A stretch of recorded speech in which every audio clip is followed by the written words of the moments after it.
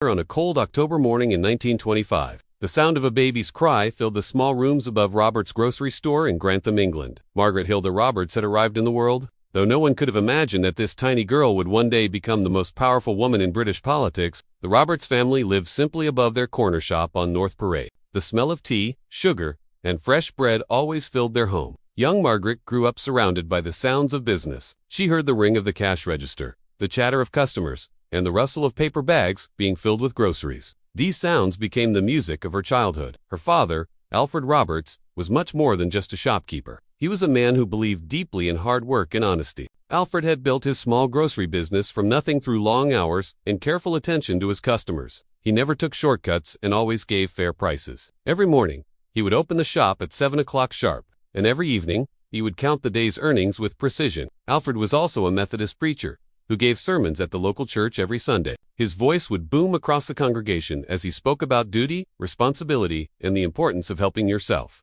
Before asking others for help, Margaret would sit in the front pew with her mother Beatrice and her older sister Muriel, listening to every word her father said. But Alfred's influence went beyond the shop and the church. He was deeply involved in local politics. He served on the town council and later became the mayor of Grantham. In the Roberts household, dinner conversations were filled with talk about local issues, government policies, and the problems facing their community. While other children might have found such talk boring, Margaret hung on every word. The family's political views were clear and strong. They believed in the Conservative Party and its values. Alfred often told his daughters that people should work hard to improve their own lives rather than waiting for the government to help them. He taught them that success came through personal effort, not through government handouts or charity. Margaret's mother, Beatrice, was a quieter influence, but equally important. She had been a seamstress before marriage and taught her daughters the value of careful work and attention to detail. Beatrice made sure the family home was always clean and organized. She cooked hearty meals and managed the household budget with great care. From her mother, Margaret learned that a woman could be both gentle and strong, both caring and efficient. The Roberts family was not wealthy,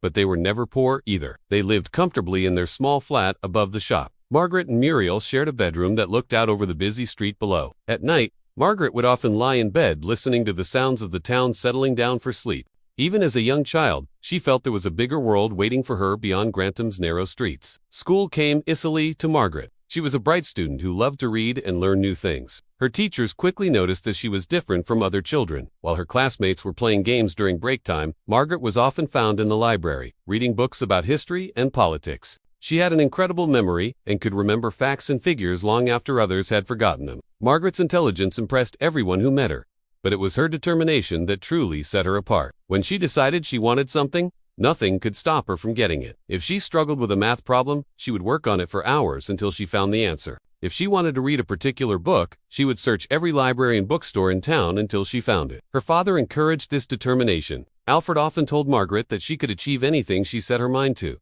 but only if she was willing to work harder than everyone else. He would say that being born a girl in a small town was no excuse for limiting her dreams. This was an unusual message for a father to give his daughter in the 1930s, when most girls were expected to become wives and mothers, and nothing more. The political discussions at home had a deep effect on young Margaret. She began to form her own opinions about how the country should be run. She believed, like her father, that individuals should take responsibility for their own lives. She thought that people who worked hard should be rewarded for their efforts. She also believed that Britain was a great nation that should be proud of its history and traditions. By the time Margaret was 10 years old, she had already decided that she wanted to do something important with her life. She was not sure exactly what that would be, but she knew it would be something that mattered. She dreamed of making a difference in the world, of being someone whose name people would remember. Her childhood was not all work and serious conversation. However, Margaret enjoyed simple pleasures, like helping her mother bake cakes for the church social events and going on family walks through the countryside around Grantham. She learned to play the piano and sang in the church choir. She also enjoyed reading adventure stories and dreaming about traveling to distant places. But even during these lighter moments, Margaret's serious nature showed through. She approached everything with intensity and focus. When she played the piano, she practiced until every note was perfect. When she sang in the choir, she made sure she knew every word of every hymn. When she helped in the family shop, she learned to add up prices in her head faster than most adults. The combination of her father's political passion, her mother's practical wisdom,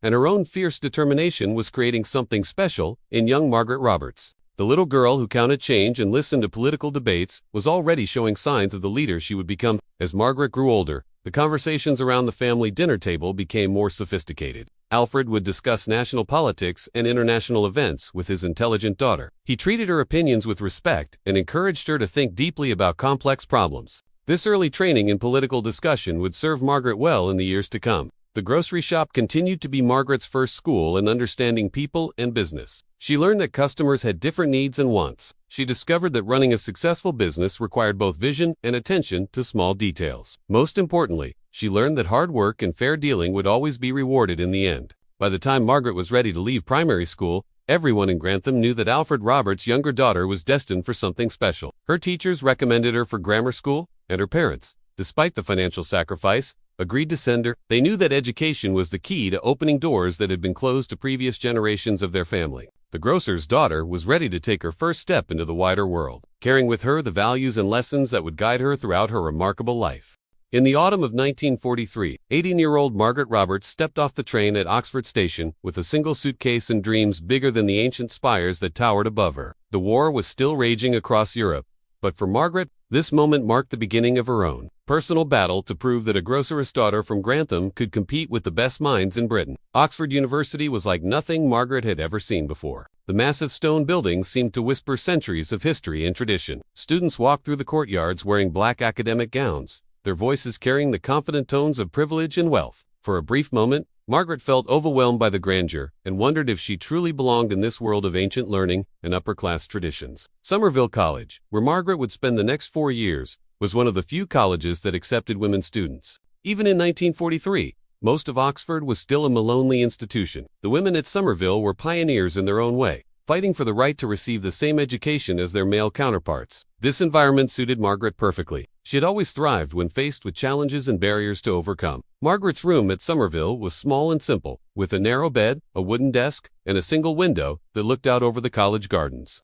She unpacked her few belongings carefully, placing her books on the shelf and hanging her modest clothes in the tiny wardrobe. This room would become her sanctuary, the place where she would spend countless hours studying and preparing for the life she was determined to build. Chemistry was Margaret's chosen subject, and she threw herself into her studies with characteristic intensity. The laboratory became her second home, where she conducted experiments with precision and patience. Her professors quickly noticed her methodical approach and sharp analytical mind. While other students might rush through their work, Margaret double-checked every calculation and carefully recorded every observation. But chemistry was not the only subject that captured Margaret's attention. She had always been fascinated by politics, and Oxford offered her the perfect opportunity to explore this passion more deeply. The Oxford University Conservative Association became her political playground, a place where she could debate ideas and test her beliefs against the sharp minds of her fellow students. At first, the other members of the Conservative Association were not sure what to make of this serious young woman from the province. Her accent was different from theirs,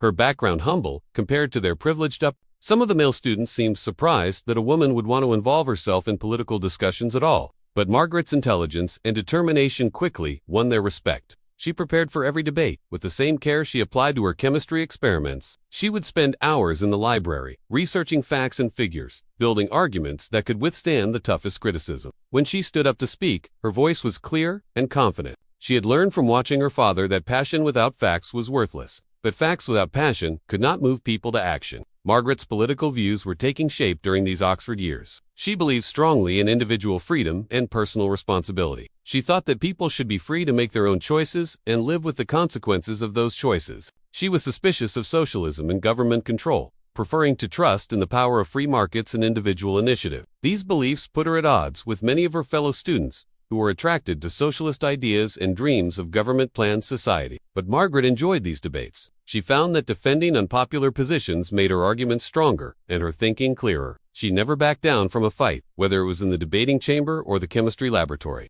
As the war continued around them, Oxford students were acutely aware that they were living through historic times. Food was rationed, blackout curtains covered the windows at night, and many of the male students had been called away to serve in the military. Margaret felt the weight of these sacrifices and was determined not to waste the opportunity she had been given to receive a world-class education. By her second year, Margaret had become a prominent figure in the Conservative Association. Her speeches were attracting attention beyond Oxford, and Conservative Party officials began to take notice of this articulate young woman who could defend their principles with such skill and passion. She was invited to speak at political meetings in nearby towns, where she gained valuable experience addressing audiences beyond the university. Margaret's social life at Oxford was limited but meaningful. She formed close friendships with a small group of like-minded students who shared her political interests and academic seriousness. These friends would remember her as someone who was always willing to help with difficult coursework, but who never compromised her own high standards. She was known for her loyalty and her ability to keep confidences. Romance was not a priority for Margaret during her Oxford years, but she did form one significant relationship with a fellow student who shared her political views. This relationship taught her important lessons about balancing personal feelings with professional ambitions, lessons that would serve her well in the years to come. The highlight of Margaret's Oxford career came in her final year, when she was elected president of the Oxford University Conservative Association. This was a remarkable achievement for a woman in 1946, when female leadership was still rare and often questioned. Margaret was the first woman to hold this position, breaking a barrier that had stood since the association's founding. As president, Margaret organized debates, invited prominent speakers to address the association, and represented Oxford conservatives at national party events. She proved herself to be an effective leader who could bring different viewpoints together while never abandoning her own principles. Her fellow students began to speak of her as someone who might have a real future in national politics. Margaret's academic work continued to excel alongside her political activities. She graduated with a good degree in chemistry, proving that she could succeed in the demanding world of science even while pursuing her political interests. Her professors offered her opportunities to continue with advanced research, but Margaret had already decided that her future lay elsewhere. The 4 years at Oxford had transformed Margaret Roberts from a bright small-town girl into a confident young woman ready to take on the world. She had proven to herself and others that she could compete with anyone, regardless of their background or advantages. She had developed her political philosophy and gained valuable experience in leadership and public speaking. Most importantly, Oxford had given Margaret a vision of what was possible. She had seen that barriers could be broken and that determined individuals could rise above their circumstances. The grocer's daughter had not just survived in the world of privilege and tradition. She had thrived and claimed her place as a leader. As Margaret packed her belongings and prepared to leave Oxford in 19, she knew that this was not an ending, but a beginning. The lessons she had learned and the confidence she had gained would carry her forward into the next chapter of her remarkable journey toward power and influence in British politics. Margaret Roberts left Oxford with her chemistry degree in hand, but her heart was already set on a different path. While her classmates settled into laboratory jobs or research positions, Margaret had bigger dreams. She wanted to change the world through politics, not through test tubes and chemical experiments. The question was how a young woman with no connections and no family money could break into the exclusive world of British politics. Her first job after Oxford was as a research chemist with a company that made plastics. Margaret worked in a laboratory in Essex, spending her days analyzing chemical compounds and writing technical reports. The work was interesting enough, but it felt like a detour from her real ambitions. Every evening after work, she would read political newspapers and magazines, keeping track of current events and dreaming of the day when she would be making news instead of just reading about it. Margaret knew that if she wanted to enter politics, she needed to start building connections within the Conservative Party. She joined the local Conservative Association and began attending meetings and social events. At first, the older members were puzzled by this serious young woman, who seemed more interested in policy discussions than in organizing tea parties and charity events. But Margaret's intelligence and dedication soon won them over. Her big break came in 1949 when she learned that the Conservative Party was looking for a candidate to fight the parliamentary seat of Dartford in the next general election. Dartford was considered a safe Labour seat, which meant that the Conservative candidate had almost no chance of winning. Most experienced politicians avoided such hopeless contests, but Margaret saw it differently. She knew that running in Dartford would give her valuable experience and national attention, even if she lost. At 24 years old, Margaret became the youngest female Conservative candidate in the country. When she was selected to fight Dartford, the local Conservative Association was taking a gamble on this unknown young woman. But her energy and enthusiasm impressed them. Margaret threw herself into the campaign with typical determination, working 18-hour days and speaking at meetings across the constituency. The 1950 general election campaign was Margaret's first real test as a politician. She discovered that she loved the challenge of connecting with voters and explaining complex political ideas in simple terms that ordinary people could understand. Her opponents underestimated her because of her age and gender, but Margaret turned these apparent disadvantages into strengths. She presented herself as a fresh voice who could bring new ideas to politics. Margaret's campaign messages were clear and direct. She believed that Britain needed to encourage individual enterprise and reduce government interference in people's lives. She argued that high taxes were holding back economic growth and that people should be free to keep more of the money they earned through hard work. These ideas were not popular in Dartford, where many voters worked in industries that depended on government support. But Margaret refused to change her message just to win votes. Although she lost the election, Margaret's performance was impressive. She reduced the Labour majority significantly and gained valuable experience in campaigning and public speaking. More importantly, her campaign attracted attention from Conservative Party leaders in London. Here was a young woman who could articulate conservative principles with passion and intelligence. Even in difficult circumstances, the defeat at Dartford did not discourage Margaret. Instead, it motivated her to work even harder toward her goal of entering Parliament. She continued her day job as a chemist while studying law in the evenings, determined to qualify as a barrister. This would give her another professional qualification and make her an even stronger candidate for Parliament. During this period, Margaret met Dennis Thatcher, a successful businessman who would play a crucial role in her future success. Dennis was 10 years older than Margaret and had built a profitable business in the paint and chemicals industry. More importantly, he shared Margaret's conservative political views and admired her ambition and intelligence. When they married in 1951, Dennis not only provided Margaret with emotional support, but also with the financial security that would allow her to pursue her political career without worrying about money.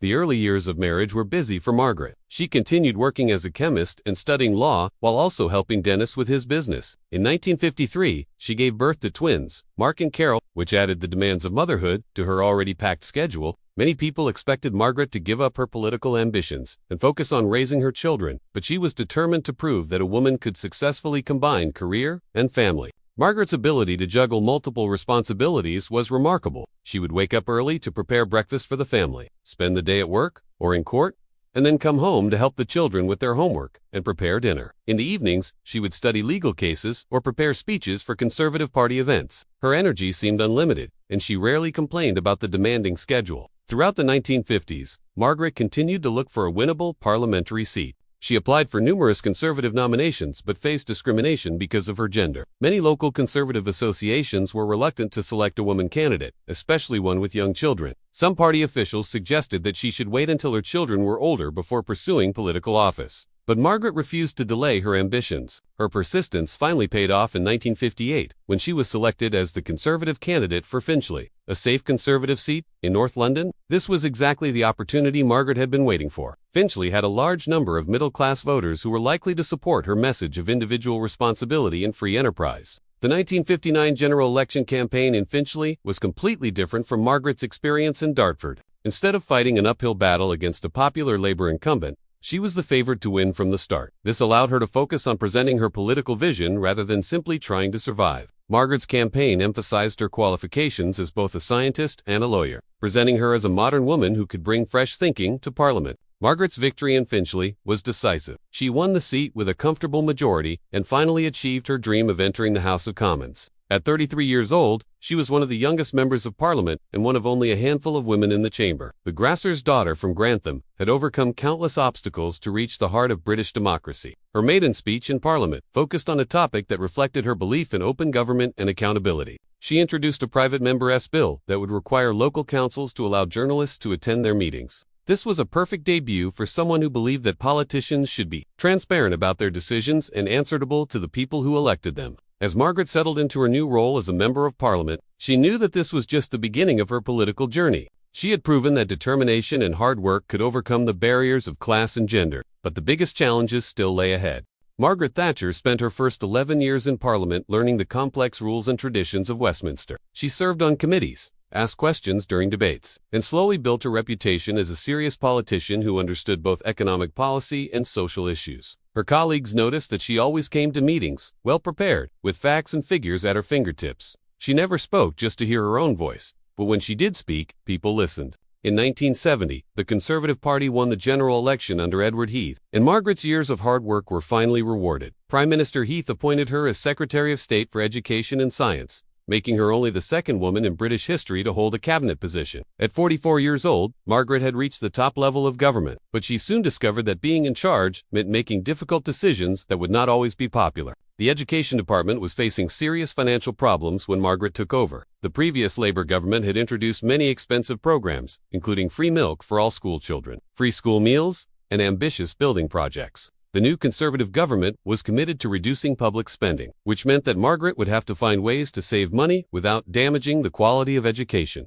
Margaret approached her new job with typical. She spent her first weeks reading every report and policy document she could find. meeting with civil servants, and visiting schools across the country. She wanted to understand exactly how the education system worked before making any major changes. What she found was a system that was growing rapidly but not always efficiently. The issue that would define Margaret's time as Education Secretary began with a simple budget calculation. The government was spending millions of pounds every year, providing free milk to school children between the ages of 7 and 11. Margaret discovered that this program had originally been introduced during World War II, when many children were malnourished. But by 1970, most British children were getting adequate nutrition at home. Margaret believed that spending government money on milk for well-fed children was wasteful when that same money could be used for books, teachers, or school buildings. She also felt that parents, not the government, should be responsible for ensuring their children had proper nutrition. Her decision to end free milk for children over 7 years old seemed logical and principled to her, but she had not anticipated the fierce public reaction it would cause. The announcement of the milk policy change created an immediate storm of controversy. Opposition politicians attacked Margaret as cruel and heartless, claiming that she was taking food away from hungry children. The newspapers picked up the story and gave Margaret a nickname that would haunt her for years: Thatcher, the milk snatcher. Cartoonists drew pictures of her snatching milk bottles from the hands of crying children. Margaret was shocked by the intensity of the criticism. She had expected some opposition to the policy, but she had not realized how emotional the public reaction would be. Many people saw free school milk as a symbol of the welfare state's care for children, and ending it seemed like an attack on vulnerable young people. Margaret tried to explain that the money saved would be used for more important educational purposes, but her logical arguments were drowned out by emotional appeals. The milk controversy taught Margaret several important lessons about politics and public opinion. She learned that in politics, perception was often more important than reality. It did not matter that most children would not suffer from the loss of free milk. What mattered was that people believed they would suffer. Margaret also discovered that her opponents would use any opportunity to attack her, especially because she was a woman in a powerful position. Despite the criticism, Margaret refused to change her decision about the milk. She believed that giving in to public pressure would be wrong and would make her look weak. This stubborn determination to stick to her principles, even when it was politically costly, became one of Margaret's defining characteristics. She would rather be unpopular than be wrong. The milk controversy overshadowed many of Margaret's other achievements as Education Secretary. She actually increased spending on education overall, approved the building of new schools and universities, and introduced policies to help disadvantaged children. She also supported the expansion of nursery education and worked to improve teacher training. But these positive changes received little attention in the media, which was more interested in the dramatic story of the milk snatcher. Margaret's experience with the milk issue made her realize that she needed to pay more attention to how her policies would be presented to the public. She began working more closely with journalists and learning how to explain complex policy decisions in simple terms that ordinary people could understand. She also became more careful about the timing of her announcements, trying to avoid creating unnecessary controversy. The challenges of being Education Secretary went beyond the milk controversy. Margaret had to deal with teacher strikes, university protests, and constant pressure from different groups who wanted more money for their particular causes. She discovered that running a government department required not just intelligence and hard work, but also political skill and the ability to manage competing demands. One of Margaret's most important achievements as Education Secretary was her support for comprehensive education reforms. Although she personally believed in selective education and grammar schools, she followed government policy and approved more comprehensive schools than any previous education secretary. This showed that Margaret could put her personal beliefs aside when necessary and work within the system to achieve practical results. Margaret also had to deal with the growing problem of student unrest during her time as Education Secretary. Universities across Britain were experiencing protests and demonstrations, often inspired by similar movements in other countries. Margaret took a firm line with student protesters, arguing that they had a responsibility to study rather than disrupt the education of others. This tough approach won her support from conservative voters but made her unpopular with younger people. The economic problems facing Britain in the early 1970s made Margaret's job even more difficult. Inflation was rising, unemployment was increasing, and the government was struggling to control public spending. Margaret had to constantly fight for her department's budget, while also finding ways to save money. This experience gave her valuable insight into the broader economic challenges facing the country. By 1974, Margaret had learned hard lessons about the realities of government power. She had discovered that being right was not always enough in politics, and that public opinion could be just as important as policy logic. The milk controversy had made her a controversial figure, but it had also made her famous and demonstrated her willingness to take unpopular stands for her principles. When the Conservative Party lost the 1974 election, Margaret returned to the opposition benches with valuable experience and a clear understanding of what it took to be an effective political leader. The shy chemistry graduate had been transformed into a battle-tested politician who was ready for even greater challenges ahead. The year 1975 began badly for the Conservative Party. They had lost 2 general elections in 1974, and many party members were angry and frustrated. Edward Heath, who had been their leader for 10 years, was being blamed for these defeats. Conservative members of Parliament whispered in the corridors of Westminster that it was time for a change, but no one seemed brave enough to challenge Heath directly. Margaret Thatcher watched these developments with growing interest. She had served in Heath's government and respected him as a person, but she believed that his policies had been wrong for the country. During her time as Education Secretary, she had seen how Heath's government had given in to trade union demands and increased government spending. Margaret thought these decisions had weakened Britain and made the Conservative Party look uncertain about its own beliefs. The Conservative Party leadership rules said that any member of Parliament could challenge the leader if they could find someone to support their nomination. Most of the senior politicians in the party were reluctant to take on Heath because they feared it would damage their careers if they lost. Margaret realized that this created an opportunity for someone like her, who had less to lose and more to gain. Margaret's decision to challenge Heath for the leadership shocked the political world. Here was a woman who had only been in Parliament for 15 years, challenging a man who had led the party for a decade and had been Prime Minister. Many people thought she was being foolish, and that she would destroy her political career by taking on the establishment. But Margaret had calculated the risks carefully and believed she had a real chance of winning. The first person Margaret needed to convince was her husband Dennis. He knew how demanding political leadership would be and worried about the effect on their family life. But Dennis also understood how much this opportunity meant to Margaret, and he promised to support her completely. With his backing secured, Margaret began to build her campaign team. Margaret's campaign manager was Harry Neve, a war hero, an experienced politician who believed that the Conservative Party needed fresh leadership. Neve had fought against the Nazis during World War II and had a reputation for careful planning and strategic thinking. He understood that Margaret's campaign would need to be perfectly organized. If it was going to succeed against Heath's established machine, the campaign strategy was simple but effective. Margaret would present herself as the candidate of change, promising to return the Conservative Party to its traditional principles of free markets, individual responsibility, and strong leadership. She would argue that Heath's government had failed because it had abandoned these principles and tried to copy the policies of the Labour Party.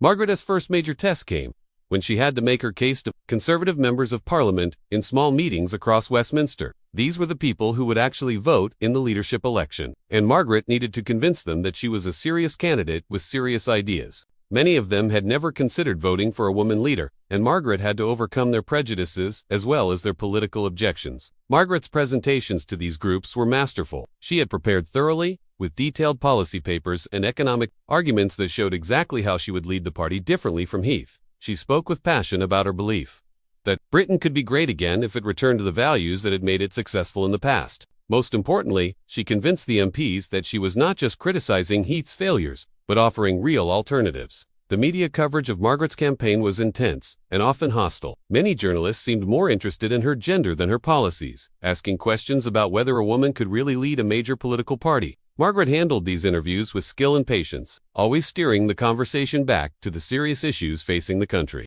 She refused to be treated as a novelty candidate and demanded to be judged on her ideas rather than her appearance. As the campaign progressed, Margaret's support began to grow. Conservative MPs who had initially been skeptical started to listen more carefully to her arguments. They realized that she had thought deeply about the party's problems and had developed clear solutions. Her confidence and determination impressed them, and some began to think that perhaps a woman could indeed provide the strong leadership the party needed. The first ballot of the leadership election took place on February 4, 1975.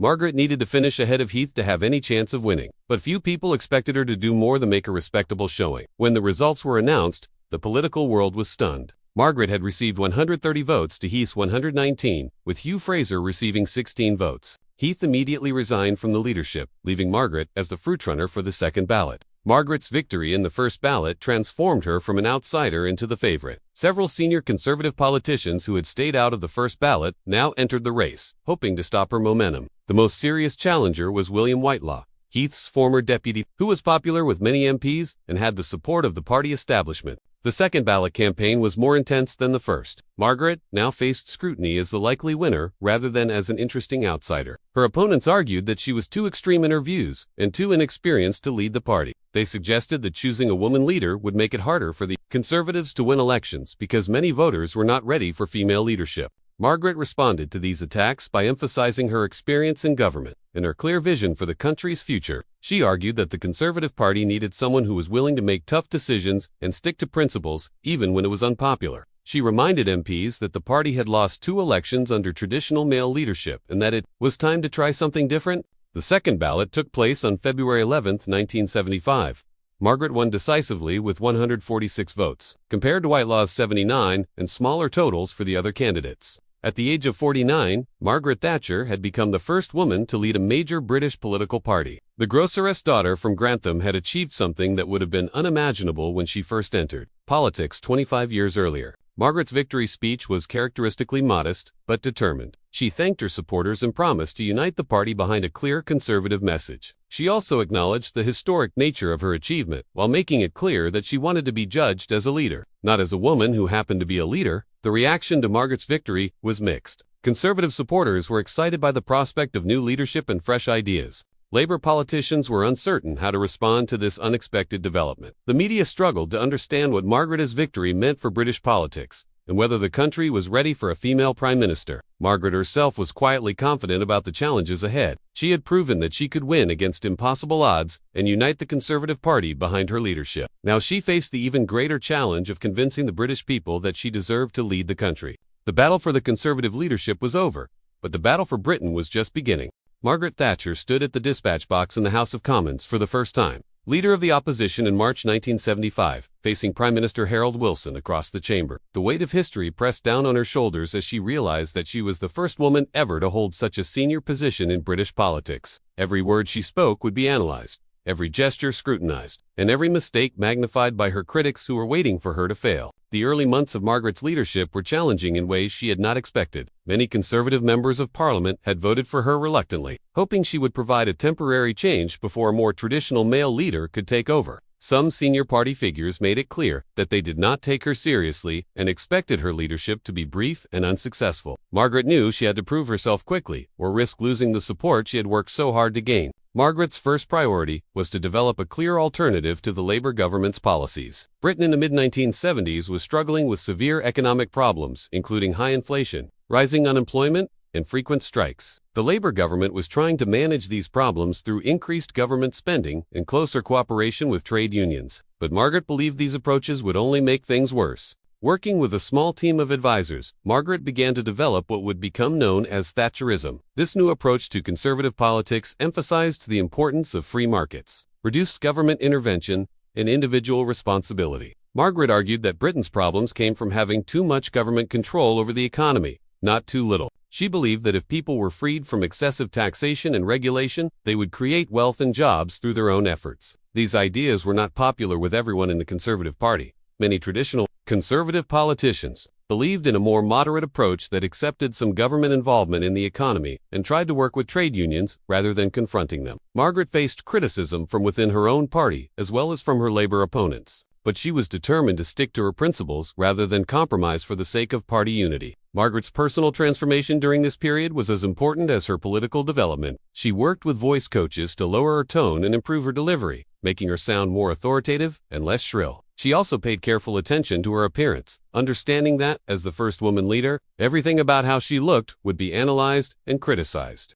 Her hair was perfectly styled, her clothes were carefully chosen, and her posture was always confident and commanding. The media's treatment of Margaret was often unfair and sexist. Newspaper articles focused on her clothes and hairstyle rather than her policies. Television interviews included questions about her family life and how she managed to balance motherhood with political leadership, questions that were never asked of male politicians. Margaret learned to handle these challenges with grace and determination, using them as opportunities to show her strength rather than allowing them to undermine her authority. Margaret's international profile began to grow during her time as opposition leader. In 1976, she gave a speech criticizing the Soviet Union's military buildup and aggressive foreign policy. She warned that the Western democracies needed to stand firm against communist expansion and maintain strong defenses. This speech attracted attention from Soviet journalists, who gave Margaret a nickname that would define her for the rest of her career, The Iron Lady.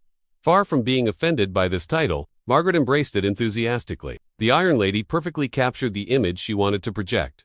Tough, uncompromising, and absolutely committed to her principles. She understood that in politics, having a strong brand was essential, and the Iron Lady brand distinguished her from every other politician in Britain. When people heard that nickname, they immediately thought of strength, determination, and unwavering resolve. Margaret's opposition to the Labour government became more effective as economic conditions in Britain deteriorated. By 1978, inflation was rising rapidly. Industrial disputes were becoming more frequent, and many people were losing confidence in the government's ability to manage the country's problems. Margaret's warnings about the dangers of socialism and big government began to sound prophetic rather than extreme. The winter of 1978-79 became known as the Winter of Discontent, and it provided Margaret with the perfect opportunity to demonstrate the failure of Labour's policies. Public sector workers went on strike across the country, leaving rubbish uncollected in the streets, hospitals understaffed, and schools closed. The media showed pictures of rats running through piles of garbage and interviewed frustrated citizens who could not get basic services. Margaret's response to the winter of discontent was masterful. Instead of simply criticizing the government, she offered a clear alternative vision of how Britain could be run differently. She promised to reduce the power of trade unions, cut taxes, sell off government-owned businesses, and restore law and order. Her message was simple but powerful. Britain could be great again if it returned to the values of hard work, personal responsibility, and free enterprise. Margaret's political skills had improved dramatically during her 4 years as opposition leader. She had learned to use television effectively, presenting her arguments with clarity and conviction. Her speeches in Parliament were sharp and well-researched, often leaving government ministers struggling to respond. She had also built a loyal team of supporters who shared her vision and were prepared to work tirelessly to implement it. The transformation in public opinion during this period was remarkable. When Margaret became Conservative leader in 1975, many people saw her as an interesting experiment who would probably fail. By 1979, she was being taken seriously as a potential prime minister, who might actually win the next election. Her consistent message and strong leadership during difficult times had convinced many voters that she offered real hope for change. Margaret's confidence grew as she sensed that power was within her grasp. She had survived the skepticism of her early months as leader, developed a coherent political philosophy, and built a strong public profile.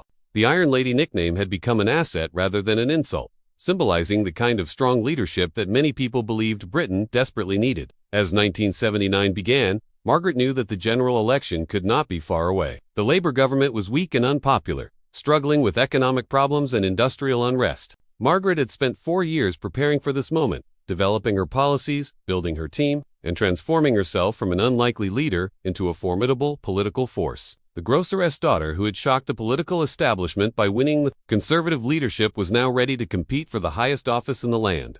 The Iron Lady was prepared to show Britain and the world what she could achieve when given real power to implement her vision of a free and prosperous society.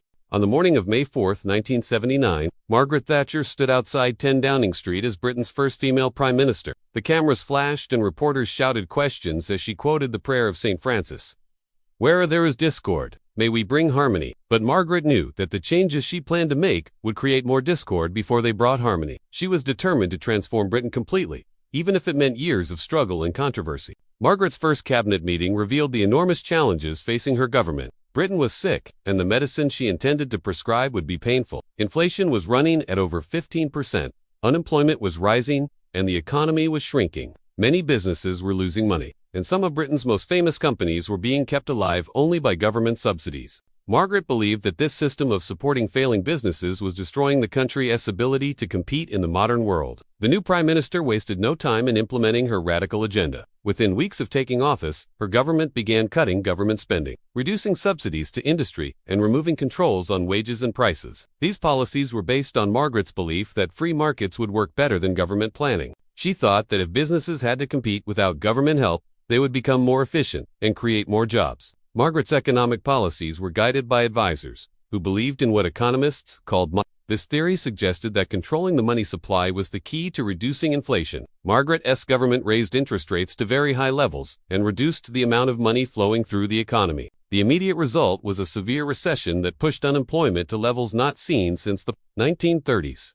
By 1981, unemployment had reached nearly 3 million people, and many of Britain's industrial cities were devastated. Factories closed, workers lost their jobs, and entire communities that had depended on manufacturing for generations found themselves without hope. Margaret's critics called her heartless and demanded that she change course, but she refused to abandon her policies. She believed that this short-term pain was necessary to create a stronger economy in the long run. Margaret's determination was tested most severely during the summer of 1981 when riots broke out in several British cities. Young people, many of them unemployed, clashed with police in London, Liverpool, and other urban areas. The scenes of burning buildings and violent confrontations shocked the nation and led many people to blame Margaret's policies for creating desperation and anger. But instead of softening her approach, Margaret increased police powers and insisted that law and order must be maintained. The turning point in Margaret's early years as Prime Minister came from an unexpected source. On April 2, 1982, Argentine forces invaded the Falkland Islands, a small British territory in the South Atlantic Ocean. Most people had never heard of these remote islands, but Margaret saw the invasion as a direct challenge to British sovereignty that could not be ignored. Margaret's decision to send a naval task force to recapture the Falklands was incredibly risky. The islands were 8,000 miles away from Britain, and many military experts doubted whether such a long-distance operation could succeed. If the mission failed, Margaret's political career would be over. But she believed that Britain must show the world that it would defend its territories and its principles. No matter how difficult the challenge, the Falklands War lasted for 10 weeks and captured the attention of the entire world. British forces had to fight in harsh conditions against a determined enemy, but Margaret's leadership during the crisis was decisive and inspiring. She attended daily meetings with military commanders, made tough decisions about strategy, and took personal responsibility for the outcome. When a British submarine sank the Argentine cruiser, General Bell, killing hundreds of sailors, Margaret faced severe criticism but defended the action as militarily necessary. The successful recapture of the Falklands transformed Margaret from a controversial politician into a national hero. The victory proved that Britain could still project power across the globe and defend its interests against aggression. More importantly for Margaret's political future, it showed that her leadership style of making tough decisions and sticking to them could produce remarkable results. Margaret's popularity soared after the Falklands victory, and she used this success to push forward with her domestic reforms. Her government began selling off government-owned businesses to private investors in a process called privatization. British Telecom, British Gas, British Airways, and many other companies that had been owned by the state were sold to shareholders. Margaret believed that private ownership would make these companies more efficient and give ordinary people a chance to own shares in British businesses. The privatization program was hugely successful and became one of Margaret's most lasting achievements. Millions of ordinary British people bought shares for the first time in their lives, creating what Margaret called a shareowning democracy. The privatized companies generally became more profitable and efficient, and the government raised billions of pounds from the sales that could be used to reduce national debt. Margaret's second election victory in 1983 was a landslide that gave her the confidence to tackle even more difficult challenges. Her biggest confrontation came with the coal miners, who went on strike in 1984 to protest against pit closures. The miners' strike lasted for almost a year and divided the country between those who supported the miners' fight to save their jobs and those who backed Margaret's determination to modernize the economy. Margaret had learned from previous governments' defeats by powerful trade unions, and she had prepared carefully for this confrontation. Her government had built up large stocks of coal and alternative energy sources, so the strike could not paralyze the country as previous strikes had done. Margaret refused all compromises and insisted that anatomical pits must close, regardless of the human cost to mining communities. The defeat of the miners' strike in 1985 marked the end of trade union power in Britain. Margaret had broken the ability of unions to hold the country to ransom through political strikes, but the victory came at enormous social cost. Mining communities that had existed for generations were destroyed, and many former miners never found work again. By the mid-1980s, Margaret's transformation of Britain was largely complete. The economy was growing strongly, inflation had been defeated, and British businesses were competitive in global markets. But the social cost of these changes was enormous, with increased inequality and the destruction of traditional working-class communities. Margaret believed these sacrifices were necessary to save Britain from economic decline, but her critics argued that she had created a harsher and more divided society. Margaret won her third election victory in 1987, making her the longest-serving prime minister of the 20th century. But success brought new challenges, and the policies that had made her popular were beginning to create problems that would eventually lead to her downfall. Margaret Thatcher had always known that being a woman in politics would mean facing challenges that her male colleagues never had to endure. From her earliest days as a candidate in Dartford to her years as Prime Minister, she constantly had to prove that she was not just equal to men, but better than them. Every mistake was magnified, every success was questioned, and every decision was analyzed through the lens of her gender rather than her competence. The sexism Margaret faced was often cruel and personal. Opposition politicians would make jokes about her voice, her appearance, and her role as a wife and mother. During heated debates in Parliament, male MPs would shout insults that they would never have directed at a male prime minister. Some called her a housewife who should return to her kitchen, while others suggested that she was too emotional to make rational decisions. Margaret learned to ignore these attacks and respond with facts and logic rather than anger. The media treatment of Margaret was particularly unfair in its focus on her personal life and appearance. Newspapers would analyze her clothing choices, her hairstyle, and her makeup with the same attention they gave to her economic policies. Television interviews often included questions about how she managed to run a country while being a mother and wife, questions that would have been unthinkable if directed at a male leader. Margaret handled these challenges by always being perfectly prepared and professionally dressed, giving her critics no ammunition to use against her. Margaret's relationship with her family became more complicated as her political career reached its peak. Her husband Dennis provided unwavering support, but her children, Mark and Carol, sometimes struggled with the constant public attention and the demands of having a famous mother. Margaret tried to maintain family traditions and be present for important events, but the responsibilities of running the country often came first. This created tensions that would last for years, as her children felt that politics had taken priority over their needs. The economic policies that had made Margaret famous also created enormous personal stress. As unemployment rose to record levels in the early 1980s, Margaret received thousands of letters from desperate families who had lost their jobs and their homes.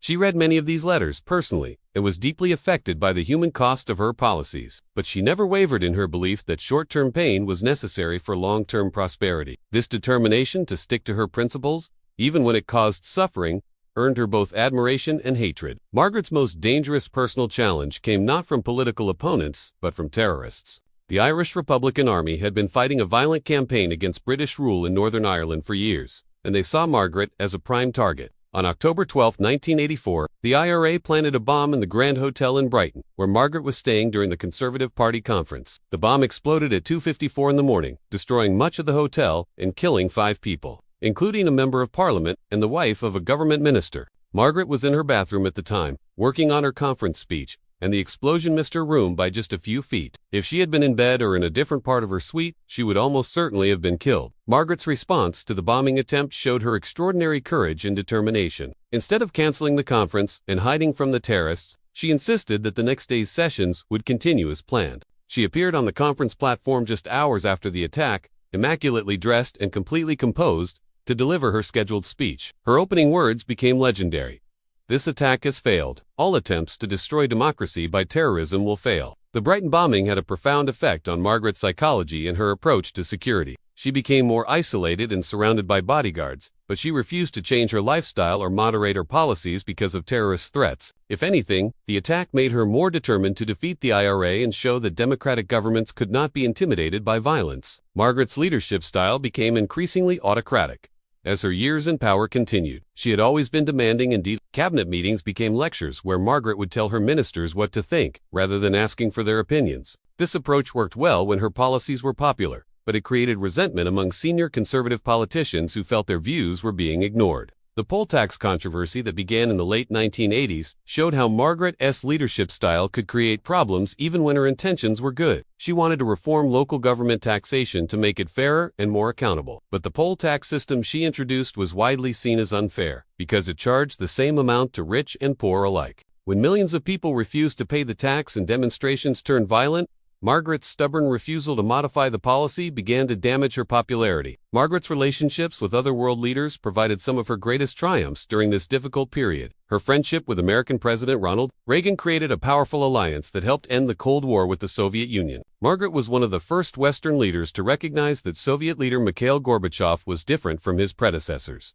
and could be trusted to negotiate genuine reforms. Margaret's famous declaration that she could do business with Gorbachev helped convince Reagan and other Western leaders to take the Soviet reform movement seriously. Her tough negotiations with both superpowers helped reduce nuclear tensions and contributed to the peaceful end of the Cold War. These diplomatic achievements showed that Margaret could be both a fierce defender of Western values and a pragmatic negotiator when circumstances required it. But Margaret's greatest personal challenge came from within her own party. By 1989, many conservative MPs were growing tired of her dominant leadership style and worried that her increasingly unpopular policies were threatening their own re-election chances. The poll tax riots, high interest rates, and her opposition to European integration had made her a liability rather than an asset to the party she had led for 15 years. Margaret's final crisis began in November 1990, when Geoffrey Howe, her former foreign secretary and one of her oldest allies, resigned from the government and made a devastating speech criticizing her leadership. This resignation triggered a leadership challenge for Michael Heseltine, a charismatic politician who had long been Margaret's rival within the Conservative Party. The leadership contest that followed was brutal and personal. Margaret had to campaign for support among the same MPs she had often treated with contempt during cabinet meetings and party gatherings. Many of them were eager for revenge against a leader who had never shown them the respect they felt they deserved. When the first ballot results were announced on November 20, 1990, Margaret had won more votes than Heseltine, but not enough to avoid a second ballot. As she considered whether to continue fighting, one by one, her cabinet ministers told her that she could not win and should resign for the good of the party. The woman who had always prided herself on never giving up was finally forced to accept defeat. On November 22, 1990, Margaret Thatcher announced her resignation as Prime Minister and Conservative Party leader, ending 11.5 years in power that had transformed Britain beyond recognition.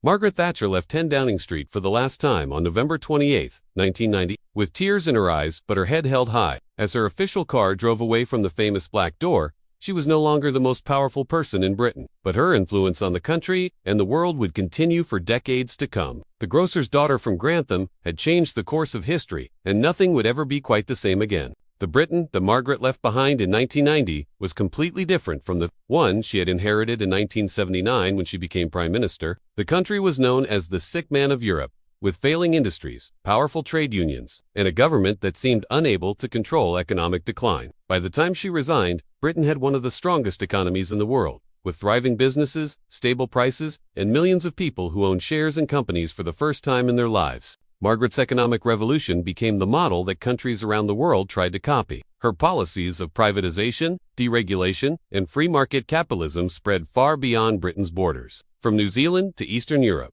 from Latin America to Asia, governments adopted what became known as the Thatcher model of economic reform. Even countries with socialist governments found themselves forced to accept many of her ideas about how modern economies should work. The transformation of Britain's political culture was perhaps Margaret's most lasting achievement. Before her time as Prime Minister, British politics was dominated by the idea that government should control large parts of the economy and provide extensive welfare benefits. Margaret changed this consensus completely, convincing most people that private enterprise was more efficient than government management, and that individuals should take responsibility for their own success or failure. This change in thinking survived long after Margaret left office. Even the Labour Party, which had once promised to reverse all of her reforms, eventually accepted most of her economic policies. Tony Blair, who became Labour Prime Minister in 1997, maintained her trade union laws, and continued her emphasis on free markets. Margaret had not just changed conservative politics, she had changed British politics completely. Margaret's influence on women in politics was complicated and controversial. As the first female Prime Minister, she had broken the ultimate glass ceiling and proved that women could exercise power at the highest levels of government. Young girls across Britain and around the world could now dream of becoming leaders, because Margaret had shown it was possible. Yet she did little to help other women rise in politics and often seemed uncomfortable being seen as a role model for feminism. Margaret's approach to gender equality was to prove through her own example that women could succeed if they worked hard enough and were talented enough. She believed that special programs to help women were unnecessary and even harmful, because they suggested that women needed extra help to compete with men.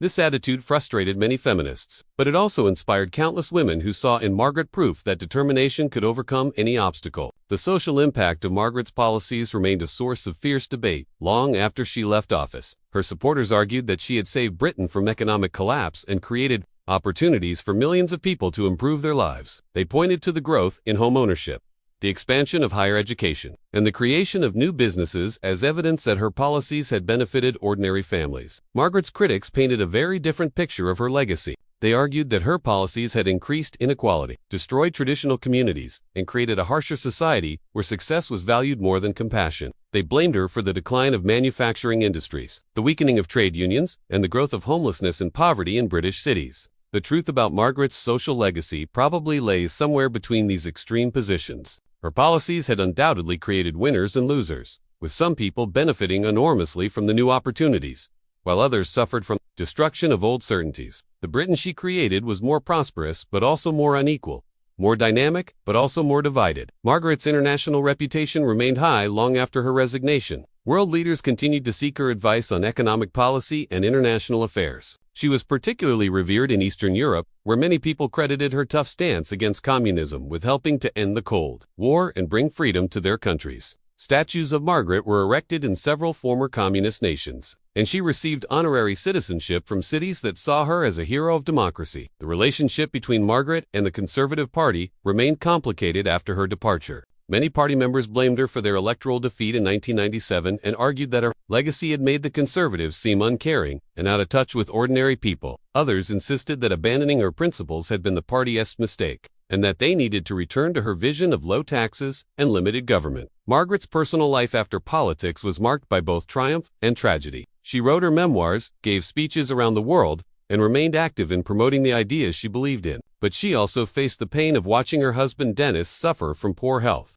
and she worried about her son Mark, who became involved in various business controversies. In her later years, Margaret herself began to suffer from dementia, gradually losing the sharp intellect that had made her such a formidable politician. Margaret Thatcher died on April 8. Her death prompted an extraordinary outpouring of both praise and criticism that showed how divisive her legacy remained more than 20 years after she left office. Her supporters organized elaborate tributes and called for national mourning, while her opponents organized celebrations and protests. Few political figures in British history had inspired such strong feelings on both sides. The funeral that followed was a grand affair that reflected Margaret's historic importance. World leaders attended the service at St. Paul's Cathedral, and thousands of people lined the streets of London to watch the procession. The ceremony was both a celebration of her achievements and a reminder of how much she had changed Britain during her time in power. Today, more than a decade after her death, Margaret Thatcher's influence can still be felt in every aspect of British life.